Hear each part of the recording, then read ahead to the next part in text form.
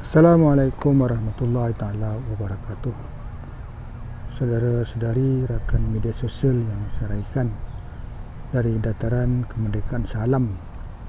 Pagi ini saya ingin berkongsi tentang sedikit perkara-perkara yang menyentuh tentang kehidupan kita. Misalnya, apakah yang membentuk ataupun menjadikan kehidupan kita sedemikiannya lah. Kenapa kehidupan kita berbeza dengan orang lain? Kenapa mungkin kita lebih baik ataupun kita bertindak lebih sempurna dari orang lain? Pertamanya tentang kecerdasan emosi, EQ, Emotional Quotient, kata Regan Najjar lah. Kehidupan kita ni tertakluk kepada kesedaran diri kita.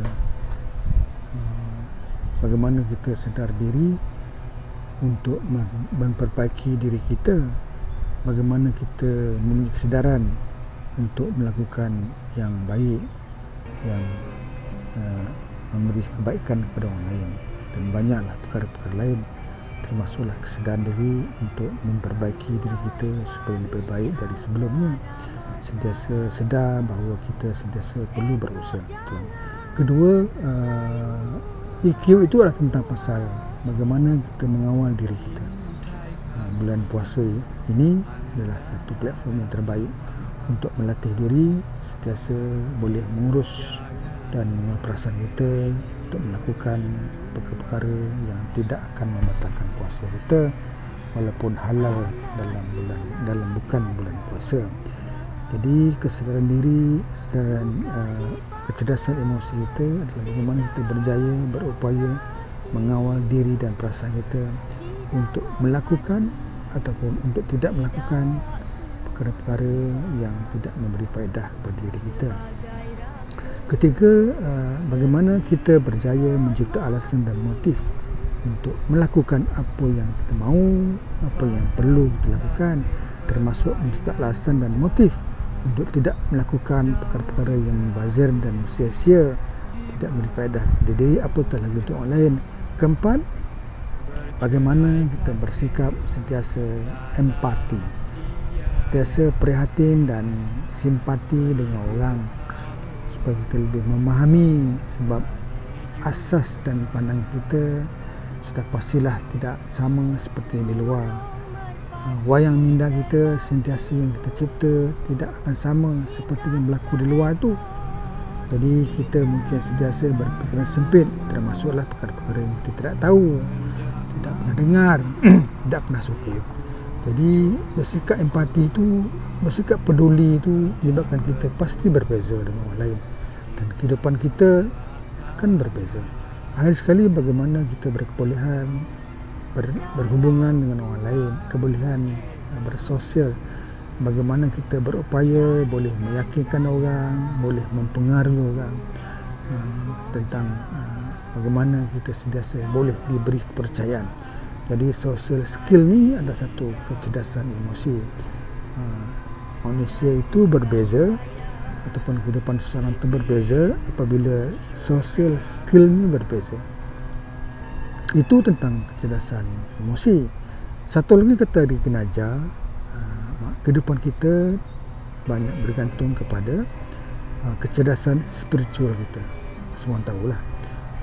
Kecerdasan bagaimana kita tahu kita akan dihisap dan diberi pembalasan, dan bagaimana kita nanti hidup di akhirat sangat bergantung kepada bagaimana kita bertindak, bersikap, mempunyai akhlak di dunia ini. Jadi kecerdasan spiritual itulah yang membezakan kita, terutamanya dengan bukan Islam lah. Di antara kita Islam pun menyebabkan tingkat iman kita berbeza, menyebabkan kita melakukan kehidupan berbeza.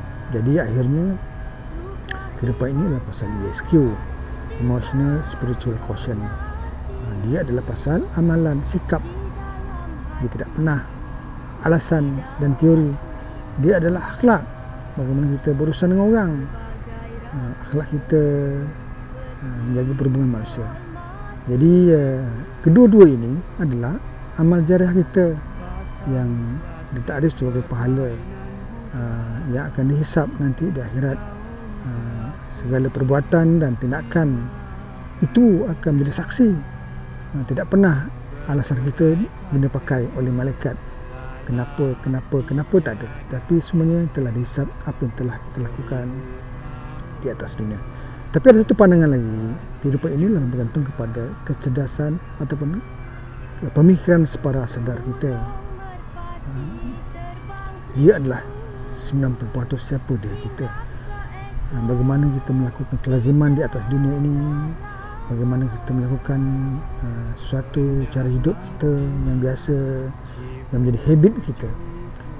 Kita tidak pernah melakukan sesuatu yang kita tidak suka selain daripada kita lakukan sesuatu yang bersifat habitual, yang kita sering lakukan, yang kita suka lakukan. Jadi akhirnya kehidupan kita adalah tentang yang kita suka, yang kita mahu dan kita percaya. Dia adalah tentang diri kita.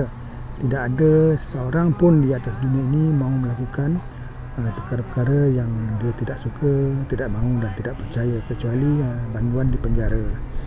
Mereka terpaksa melakukan perkara-perkara yang tidak suka, tapi sebagainya juga suka kerana telah memberi kesedaran diri mereka. Jadi kata Henry Murphy, kehidupan ini adalah pasal apa yang kita lakukan, yang sering kita lakukan, dan dia adalah diri kita. Kalau melihat seseorang itu, jangan lihat teorinya, jangan lihat alasannya, tapi lihat pemikiran separa sedarnya, apa habitnya dan kelazimannya. Akhirnya kehidupan ini apa? Kehidupan ini sajalah untuk pandangan saya yang cetak ini. Kehidupan ini adalah pengalaman bagaimana kita melalui kehidupan ini, kita bertindak, kita merasakan. Dia tidak pernah apa yang kita karang, kita angan-angankan. Dia tertaluk bagaimana, terutamanya sistem representasi kita lah, apa yang kita lihat, apa yang kita dengar, apa yang kita saksikan, apa yang kita rasakan. Itulah yang kehidupan kita. Kalau dia apa yang kita saksikan dan dengarkan, bergantung kepada cara kita berfikir pula. Cara berfikir itu sebabnya akan mentafsir segala stimulus apa yang kita lihat itu sebagai wayang minda kita, sebagai persepsi kita. Dan persepsi itu, wayang minda itu akan membentuk cara beraksi kita, sikap kita. Ia adalah apa yang kita rasakan, apa yang kita percaya. Nah, itulah sikap kita. Jadi kehidupan ini adalah cara hidup, kelaziman. Ia adalah habit.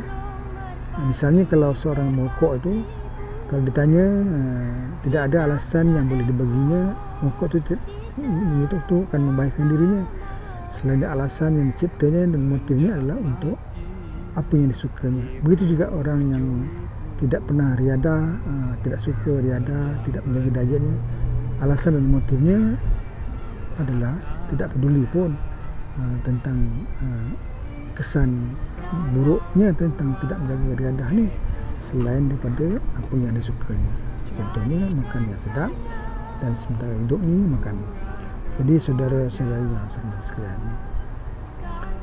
kehidupan kita sebenarnya adalah pasal ESQ, kecerdasan emosi dan spiritual, dan kecerdasan